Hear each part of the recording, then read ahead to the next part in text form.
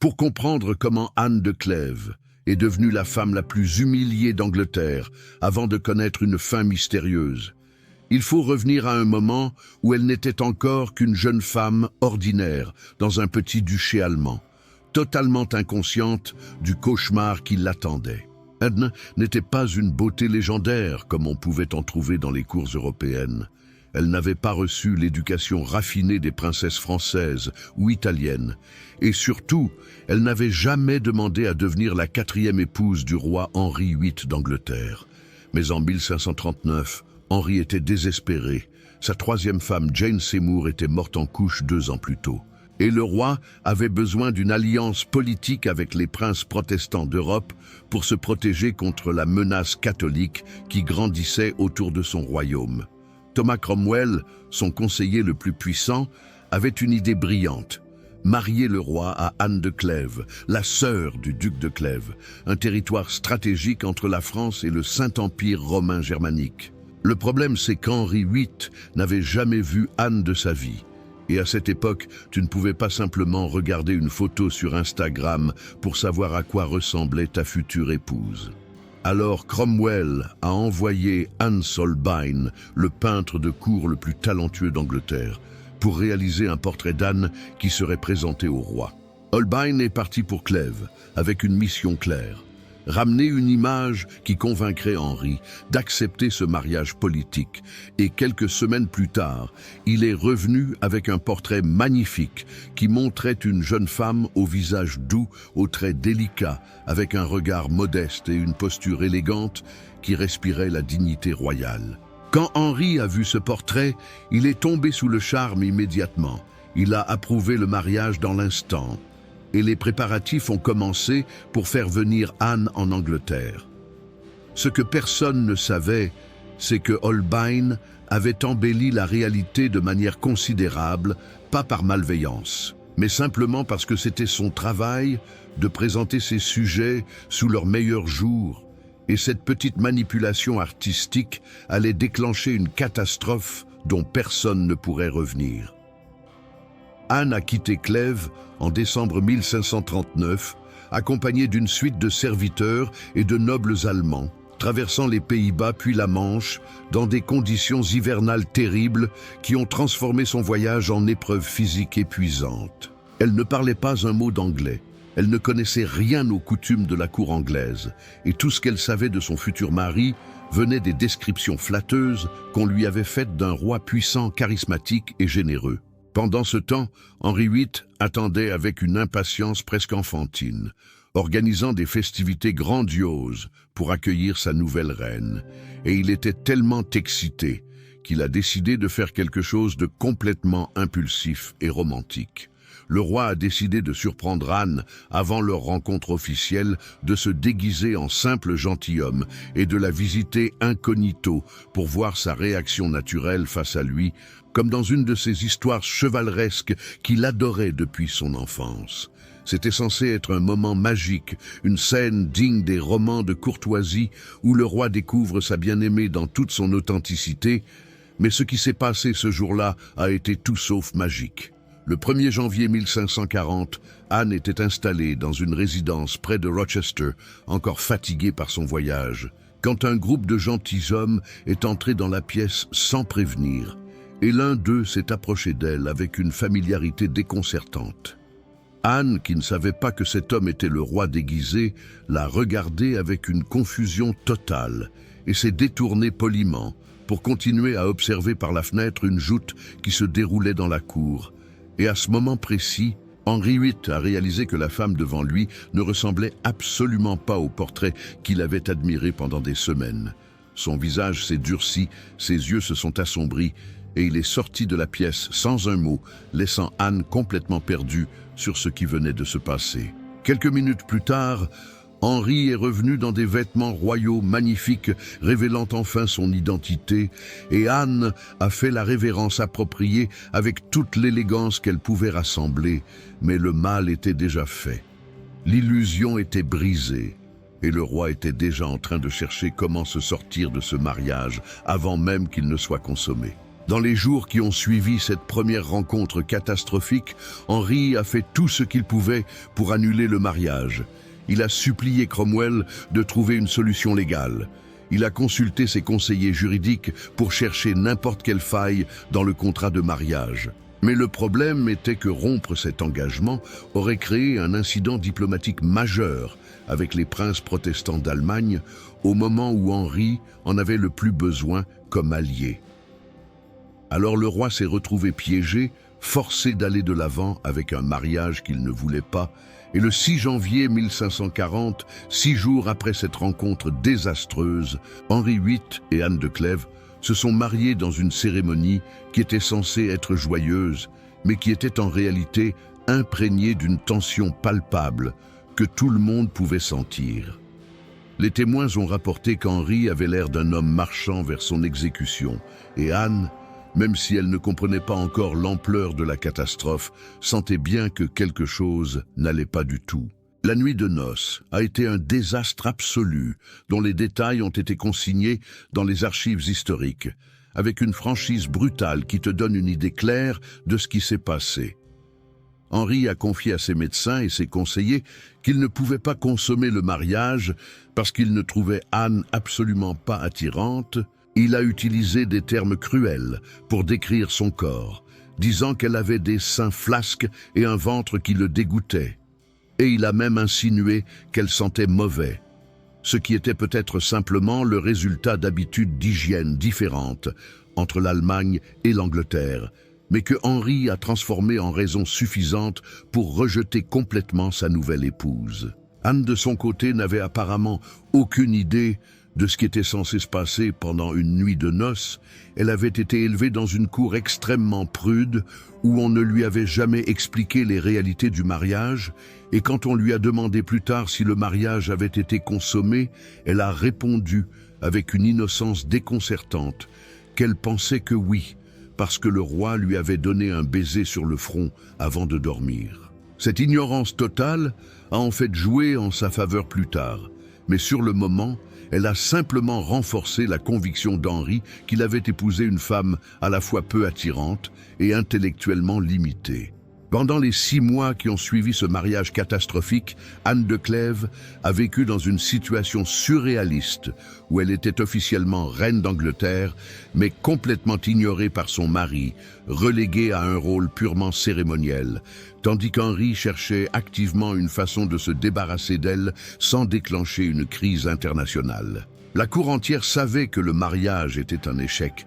Les ambassadeurs étrangers envoyaient des rapports à leur gouvernement décrivant l'atmosphère tendue entre le roi et sa reine, et pendant ce temps, une autre femme commençait à attirer l'attention obsessionnelle d'Henri, une jeune fille de 19 ans nommée Catherine Howard, qui était tout ce qu'Anne n'était pas.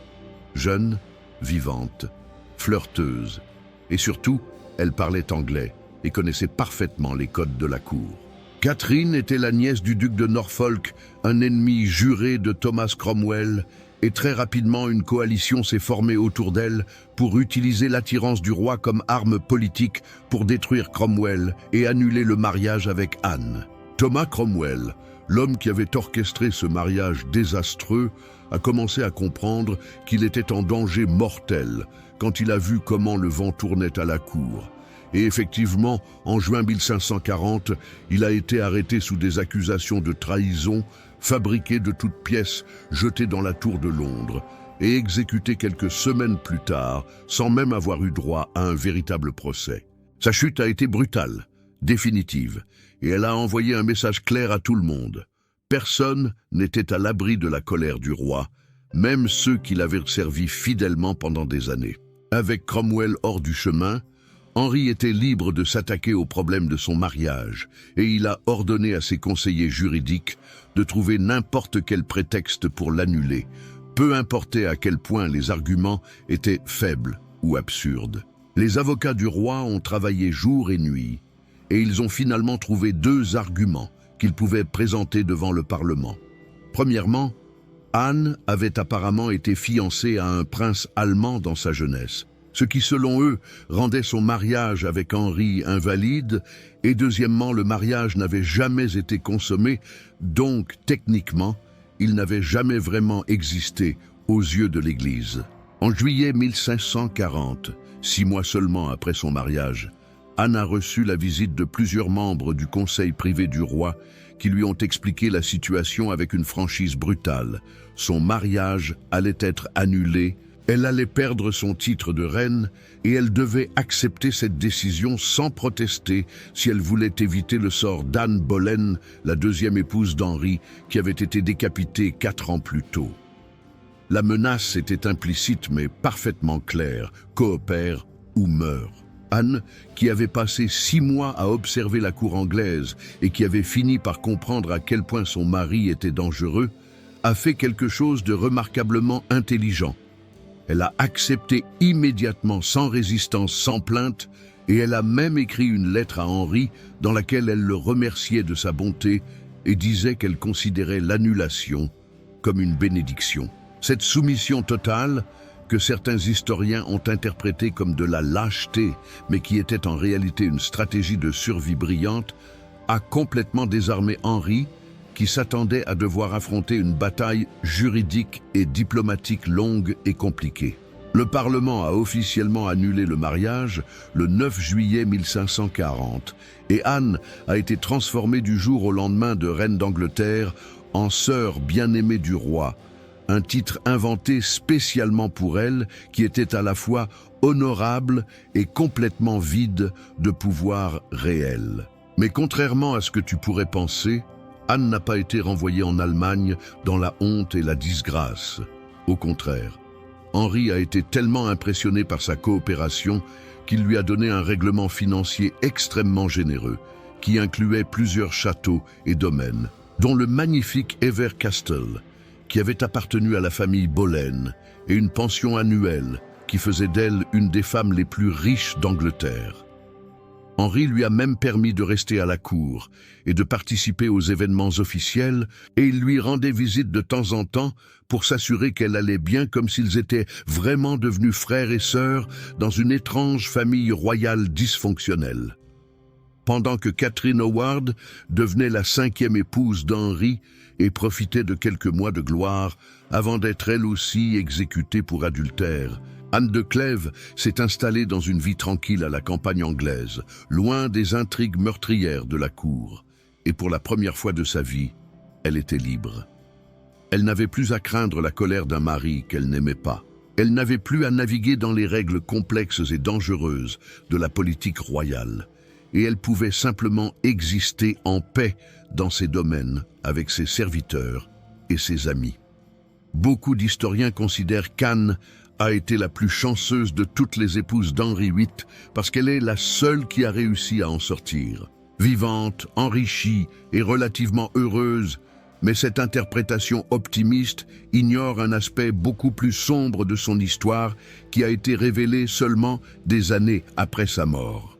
Anne de Clèves a vécu 17 ans après son divorce d'avec Henri VIII, survivant non seulement à son ex-mari qui est mort en 1547, mais aussi à son fils Édouard VI, qui a régné pendant seulement 6 ans avant de mourir de tuberculose à 15 ans, et elle a finalement vu Marie Tudor, la fille catholique d'Henri et Catherine d'Aragon, monter sur le trône et commencer sa campagne sanglante pour ramener l'Angleterre dans le giron de l'Église catholique.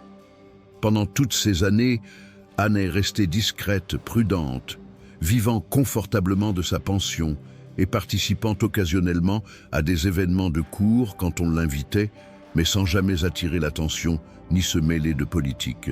Mais quelque chose a commencé à changer dans les dernières années de sa vie, quelque chose que les documents historiques mentionnent de manière vague et troublante, sans jamais vraiment l'expliquer. Anne est tombée malade. Et sa maladie était étrange, progressive, et apparemment sans cause claire. En 1556, Anne avait environ 40 ans, un âge respectable pour l'époque, mais pas exceptionnellement vieux, et elle aurait dû avoir encore des années devant elle. Pourtant, elle a commencé à souffrir de symptômes que les médecins de l'époque ne pouvaient pas identifier avec certitude. Les archives mentionnent qu'elle avait des douleurs constantes, qu'elle perdait du poids, de manière alarmante, qu'elle avait des difficultés à manger et à digérer la nourriture et qu'elle passait de plus en plus de temps alitée trop faible pour participer à la vie normale de son domaine.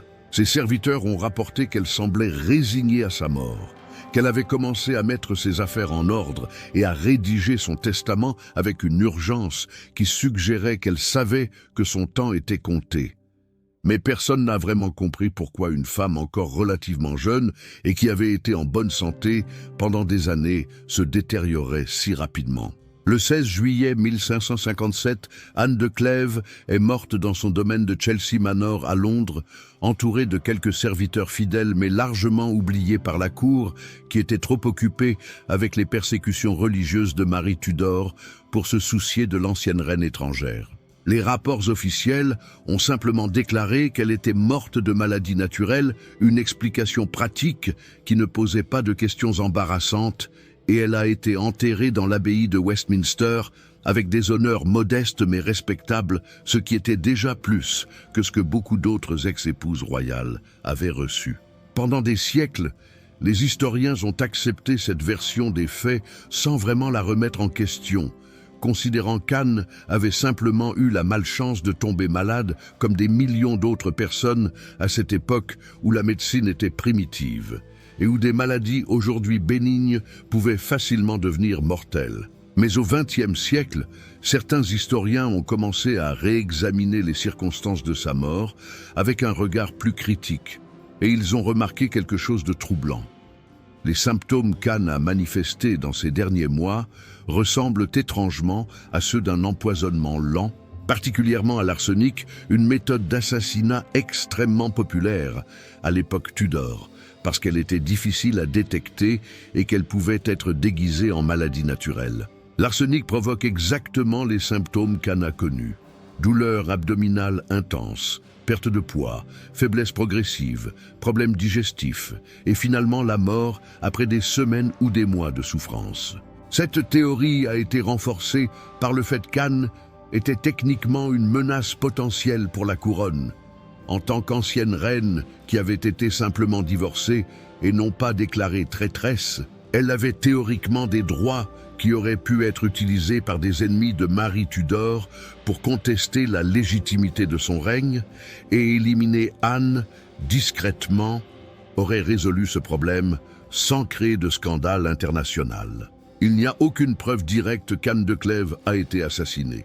Aucun document qui accuse explicitement quelqu'un, aucun témoignage d'un empoisonneur sur son lit de mort, et c'est précisément ce qui rend cette histoire si troublante. Si elle a été empoisonnée, c'était un crime parfait exécuté par des professionnels qui savaient exactement comment éliminer quelqu'un sans laisser de traces, en profitant du fait qu'Anne vivait relativement isolée et que sa mort n'intéresserait pas grand monde.